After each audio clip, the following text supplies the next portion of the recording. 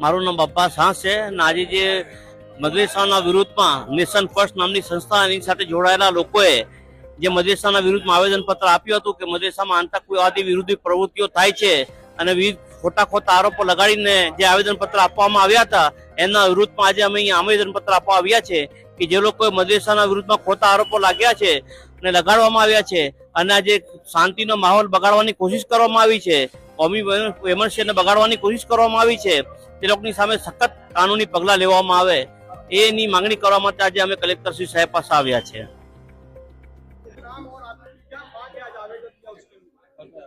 मेरा नाम बशीर शेख है। मैं social democratic party of India Surat district GSO हूँ। हमारी मांग ये है कि जिन लोगों ने खोटा इल्ज़ाम लगाया है मदारिसों पे कि मदारिसों में आतंकवादी प्रवृत्तियाँ, आतंकवादी गतिविधियाँ होती है, हमारी मांग इतनी है कलेक्टर साहब से कि या तो उनको बोलो कि प्रूफ करे या तो उनको जेल के सलिए भेगे करे। हमारी मांग इतनी ही है।